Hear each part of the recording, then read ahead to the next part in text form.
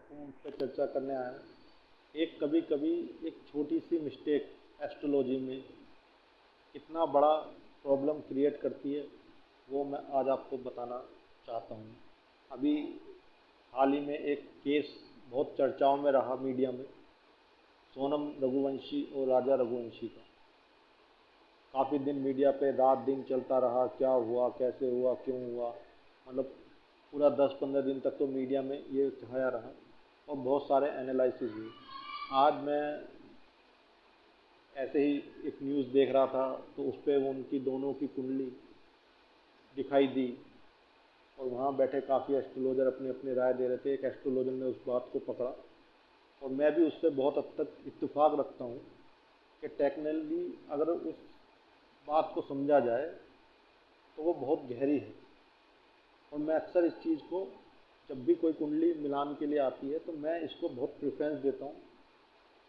और मैं चाहता हूँ कि आप लोग जो एस्ट्रोलॉजी सीख रहे हैं, जो कर रहे हैं, वो आप भी इस बात को ध्यान दें कि कितनी मेजर प्रॉब्लम खड़ी कर सकती है। सोनम रघुवंशी की कुंडली में मेष राशि में चंद्रमा है और जो राजा रघुवंशी था उसका चंद्र राशि जो थी वो कन्या राशि थी, मतलब उसका चंद्रमा कन्या राशि में था। अब आप इसको समझिए कि सोनम रघुवंशी मेष राशि की है और राजा रघुवंशी कन्या राशि का है, यानी कि उसकी राशि से वो छठा है। अगर हम सोनम की कुंडली से देखें तो राजा रघुवंशी की जो राशि आएगी वो उसके सोनम रघुवंशी की कुंडली उसके हिसाब से छठे भाव में आएगी, क्योंकि उसकी मेष राशि है, उसकी राजा रघुवंशी की 6। तो वहीं से ही सोनम रघुवंशी के मन में राजा रघुवंशी दुश्मन की तरह बन गया, क्योंकि चंद्रमा जो है वो हमारे मन का भाव है, चंद्रमा हमारा मन है। तो सोनम को शादी होते ही राजा दुश्मन लगने लगा, क्योंकि सोनम की राशि से राजा की राशि छठे नंबर पे आती है, तो वो उसको अपना दुश्मन समझने लगी।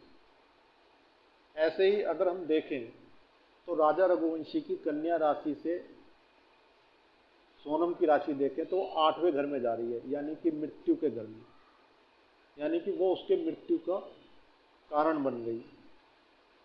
इसको एक तरह षडाष्टक योग, जो कि एस्ट्रोलॉजी का बहुत खतरनाक योग माना जाता है, वो भी बन रहा है 1 और 6 में। तो ये एक सबसे बड़ा था कि दोनों के मन ने यहाँ पे दिक्कत पैदा कर दी, क्योंकि सोनम की जैसे उससे शादी हुई, सोनम ने उसको अपना दुश्मन मान लिया और वो क्योंकि उसके राशि से 8वीं थी तो वो उसको मृत्यु का कारण बनी। तो चंद्रमा का बहुत रोल है। जब भी आप कभी कुंडली मिलाएं तो गुण मिले या ना मिले, मन मिलना बहुत जरूरी है। और मन दोनों का जब ही मिलेगा जब दोनों की जो राशियां हैं वो पॉजिटिव हों। जैसे षडाष्टक योग था, नहीं बनना चाहिए था।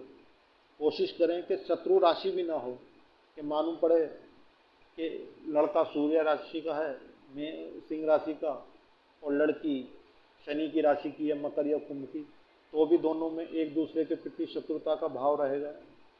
तो कभी भी आप कुंडली मिलाएं तो मित्र हों। अगर लड़का शनि की राशि का है तो लड़की भी शुक्र की राशि की या बुध की राशि की, जो उसके मित्र ग्रह हैं उन्हीं राशियों की हो तो ज़्यादा अच्छा है। तो आप जब भी कुंडली मिलाएं इस बात का विशेष ध्यान रखें कि राशियां उनकी मित्रता होनी चाहिए, राशियों में शत्रुता नहीं होनी चाहिए। अगर दोनों की राशियां शत्रुता की होंगी तो दोनों के गुण मिले या न मिले, मन में शत्रुता दोनों की एक दूसरे से रहेगी और दोनों एक दूसरे से लड़ते रहेंगे।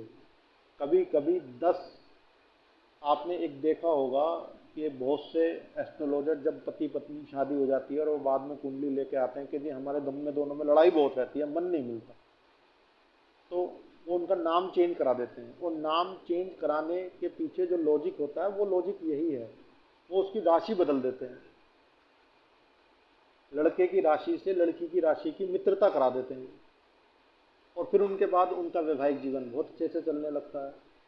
तो इसी चीज़ को आपने कुंडली मिलाते वक्त भी ध्यान रखना है कि दोनों की राशियाँ मित्रता वाली होनी चाहिए, दुश्मन वाली नहीं होनी चाहिए।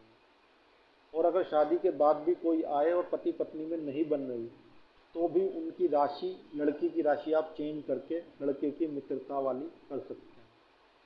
इसमें कभी नक्षत्रों को भी एक बार देख लेना चाहिए कि दोनों के नक्षत्र एक दूसरे से नवतारा पद्धति के अनुसार विपत, प्रत्यारी या वध में ना हो, वो भी अच्छे ग्रुप के हों तो ज़्यादा अच्छा है।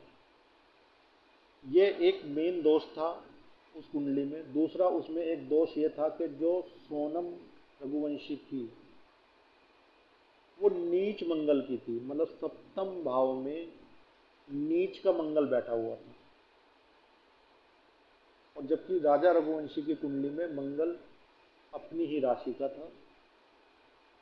तो इसलिए सोनम, वो भी मिलाते वक्त जिस एस्ट्रोलॉजर ने भी ये कुंडली मिलाई, मुझे नहीं पता कि उसने उपाय दिया या नहीं दिया, लेकिन उसको इन बातों पे ध्यान देना चाहिए था। वो नीच मंगल की थी लड़की। उसकी पहले कुंभ विवाह या विष्णु विवाह या जो पेड़ से विवाह करते हैं, आर्टिफिशियल शादी करा के तब इन दोनों की शादी करानी चाहिए थी, लेकिन उसने ऐसा नहीं कराया। या कराया, क्या कराया ये मुझे नहीं पता है, क्योंकि उस पर ज़्यादा डिटेल कुंडली की नहीं थी, केवल कुंडली शो हो रही थी। तो वो कुंडली अभी मैं आपको इस वीडियो में डालूंगा, भी आप भी देख सकते हैं, उसका अध्ययन कर सकते हैं। वो भी एक रीज़न रहा। बाकी अगर प्रॉपर डिटेल होती तो उससे फिर पता लगता कि दोनों के नक्षत्र क्या थे, दशाएं क्या चल रही थी, क्या योग और थे, तो वो तब निकल के आता। लेकिन मोटा मोटा कुंडली देख के जो समझ में आया, ये कुंडली के योग नहीं थे। कैसे मिलाई, क्यों, कब, क्या लॉजिक लगाया, वो एक, अब उसमें जाना तो बेकार है, वो तो वही एस्ट्रोलॉजर बता सकते हैं। लेकिन इसलिए कभी भी आप बच्चे की शादी करें तो कृपया करके, आप शादी में 25 लाख, 30 लाख, 40 लाख रुपए खर्च करते हैं, 50,000 रुपये आप उनकी कुंडली पे खर्च करें। और दोनों बच्चों की कुंडली किसी अच्छे एस्ट्रोलॉजर को, एक को भी ना दिखाएं, दो तीन को दिखाएं। कभी कभी एक एस्ट्रोलॉजर जल्दी जल्दी में देख लेता है, कुछ चीज़ें उससे मिस हो जाती हैं। जब आप दो तीन एस्ट्रोलॉजरों को, अच्छे एस्ट्रोलॉजरों को जिनको नॉलेज है, उनको दिखाएं, तीनों का, चारों का एक कंक्लूजन तैयार करें कि भाई इसमें क्या है, तभी अपने बच्चे की शादी करें। 30-40 हज़ार रुपये एस्ट्रोलॉजर पे खर्च करने से कोई नुकसान नहीं होगा। आप अब 40 लाख, 50 लाख खर्च करने के बावजूद भी आप समझिए कि ये शादी पर खर्च हुई, वो लड़का इस दुनिया से चला गया, लड़की जेल में चली गई, और वो उसके साथ 3 लड़के और हैं, वो भी जेल में चले गए। वो 5-5, 6-6 परिवार बर्बाद हो गए, केवल एक इस मिस्टेक से कि कुंडली नहीं थी मिलने वाली, ज़बरदस्ती शादी कर दी गई। किन परिस्थितियों में की ये तो मैं नहीं बता सकता, लेकिन अगर मैं सलाह थी तो ये कुंडली शादी योग्य नहीं थी, और थी तो पहले इनका आर्टिफिशियल विवाह कराना चाहिए था, और लड़की का नाम भी चेंज करना चाहिए था। तो एक बार को पॉसिबिलिटी बन जाती कि ये ऐसी बड़ी घटना नहीं घटती। लड़के की कुंडली में एक और दोष था कि उसका जो बृहस्पति है, उसकी जो धनु राशि है वो अष्टम भाव में थी, और बृहस्पति उसके सप्तम भाव में बैठा था, यानी भाव का स्वामी विवाह के स्थान में बैठा था। जैसे ही विवाह हुआ, वो मृत्यु भाव एक्टिवेट हो गया, तो ये विवाह उसके मृत्यु का एक कारण बना। ये भी एक उसमें दोष था। तो इस तरह के दोषों की वजह से ही ये शादी एक बुरे अंजाम तक पहुंची। तो इस चीज़ का एस्ट्रोलॉजरों को ध्यान रखना चाहिए कि जो बात सही हो वो सामने वाले को बतानी चाहिए, और कुंडली बड़े इत्मीनान से मिलानी चाहिए, भले ही टाइम लग जाए, क्योंकि ये दो जिंदगियों का नहीं, दो परिवारों का और उनसे संबंधित काफ़ी लोगों का प्रभाव पड़ता है, और उनके जीवन भर का ये एक मुद्दा होता है जिसे सोच समझना चाहिए, और एक एस्ट्रोलॉजरों को अपनी जिम्मेदारी समझनी चाहिए, और मैं जो यजमान है उनको भी इस बात का ध्यान रखना चाहिए कि वो एस्ट्रोलॉजरों 50 लाख खर्च करने के बाद सब कुछ बिगड़ जाता है। इससे बढ़िया है कि 50,000 एस्ट्रोलॉजरों पर खर्च करके एक बेहतर जीवन बच्चों का बनाएं। तो ये कुंडली भी मैं डालूंगा, आप लोग भी इसका विश्लेषण करें। आप लोग और कुछ इसमें ऐड ऑन करना चाहें तो नीचे कमेंट में लिख सकते हैं कि इसमें और क्या क्या पॉसिबिलिटी आपको दिख रही है। और भी रीजन है दो चार उसके अंदर, फिर भी मैं आप लोगों के एनालिसिस के लिए इसको डाल रहा हूँ। आप अपने ओपिनियन यहाँ शेयर कर सकते हैं अगर किसी और का कोई ओपिनियन है, ताकि जो नए एस्ट्रोलॉजी सीख रहे हैं उनका मार्गदर्शन हो सके। तो आप लोग इस पे अपना कोई कमिटमेंट देना चाहें तो आप इसके कमेंट बॉक्स में दे सकते हैं। इस केस पे, ऐसे ऐसे केसों पे विश्लेषण करने से ही एक एस्ट्रोलॉजी जो का जो जगत है इसका एक मान सम्मान बढ़ता है और लोगों में जागरूकता बढ़ती है। तो अभी कुंडली इसमें डाल दी जाएगी, आप भी विश्लेषण करें।